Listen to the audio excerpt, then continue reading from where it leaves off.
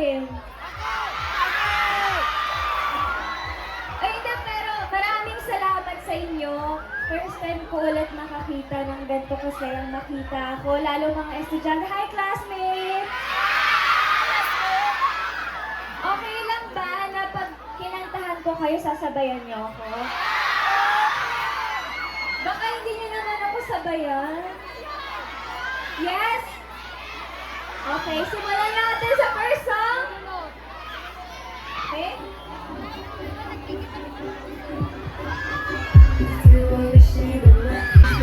Where you think you're going, baby?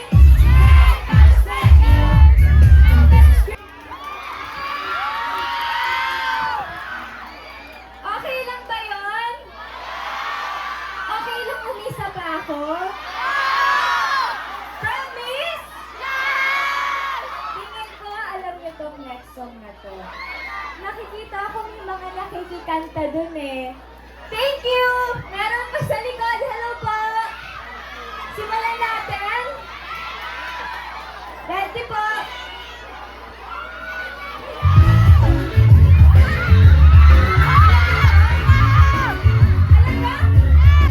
Akin ka na lang, akin ka na lang. Iiwan na. Last one, okay? Okay lang? Parang hindi okay sa kanila. Okay lang? Sa inyo po. Ma'am, sir, okay lang po ba? Okay lang po. Sige po, simulan na natin yung last song. Tingin ko, alam nyo rin to by heart. Hindi ako si Taylor Swift, guys. Ready?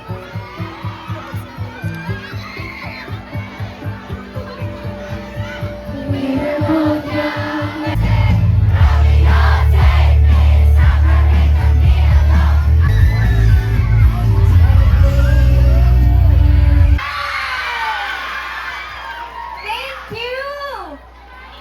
Okay, bago ako umalis,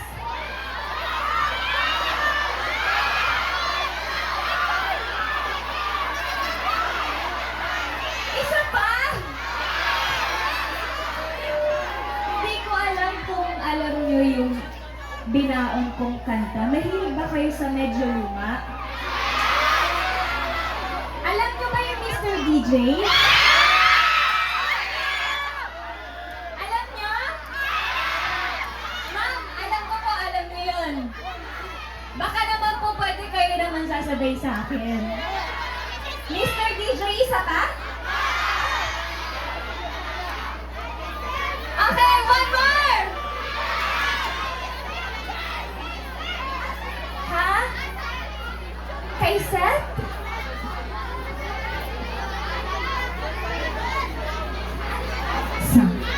Kay Seth yung kanta? Wala ko naririnig. Nasaan si Seth? Asan? Nasaan? Nasa puso ko? Kasha? Kasha, no? Okay. Wait lang. Salamat po. Okay. Promise, sasabayan niyo ako sa last song. Yes? Alam niyo yung Mr. DJ? Okay, let's go!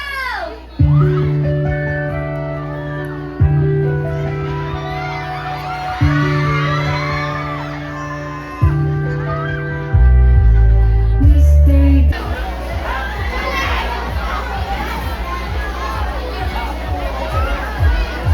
Let's settle down first, everyone.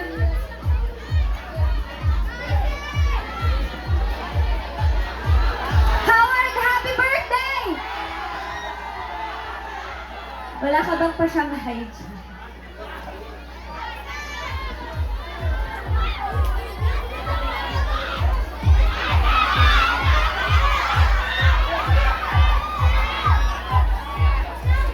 Students, let's settle down. Papupo muna tayo, please.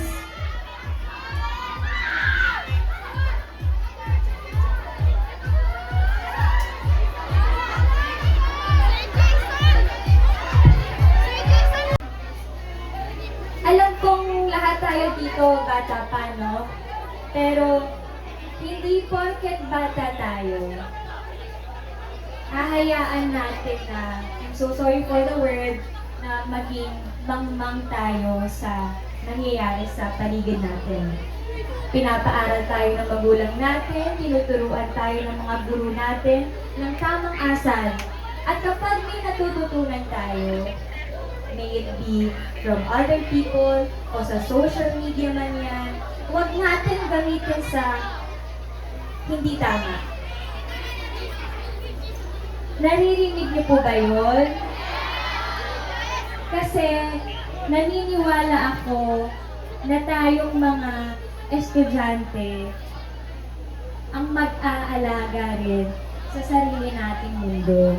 Pero paano natin naalagaan yung paligid natin kung sa sarili natin hindi natin kayang gawin yon? Hindi tayo tinuturuan ng mga guro para magsakitan at para mawalan ng respeto sa isa't isa.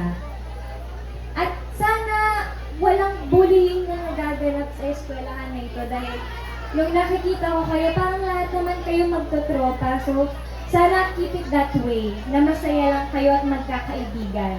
Dahil naniniwala din ako na ang eskwelahan ay pangalawang tahanan natin, ang mga guro ay mga pangalawang magulang natin. Kung kailangan nyo ng tulong, kung kailangan nyo na magpoprotekta sa inyo, ang una nyong lalapitan ay ang mga guro kasi sila ang magpoprotekta sa inyo. At trabaho din nila na, alam mo, parang tingin ko kasi ever since sa mga favorite teachers ko nung elementary ako, laging pag sinabing teacher, may pagmamalasakit sa mga estudyante nila.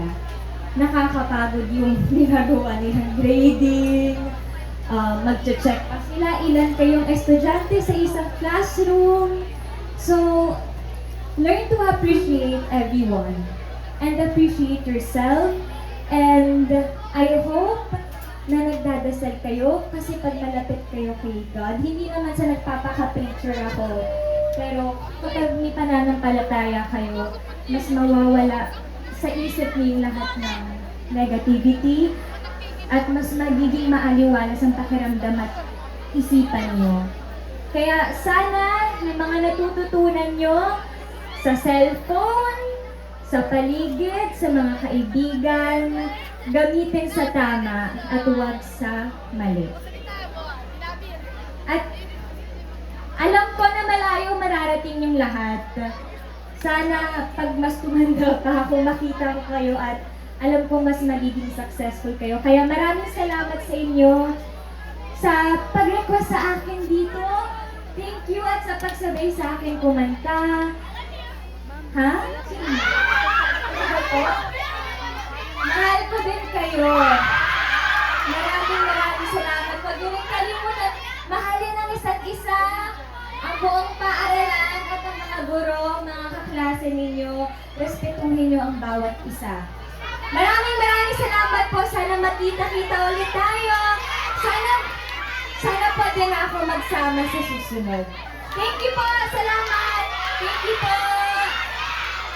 Once again, palakpakan naman natin ang Cassie ng Kadanang Ginto, Miss Francine Diaz. Thank you so much for visiting San Jose National High School. We will forever remember this day that you came here and joined us. Palakpakan naman natin once again, Francine Diaz. Sa lahat po ng ating mga students, let's settle down kasi kung hindi po tayo umupo, hindi po natin ilalabas ang ating next artist. Okay? Meron pa tayong inimbitahan. Pasalamatan natin once again ang City Government of Tacloban for bringing us so much joy this morning. Of course, bringing us our Manila artist. Once again, Miss Francine, thank you so much. And ingat po tayo. Kay Kapraya na lang ako magpapapicture mamaya.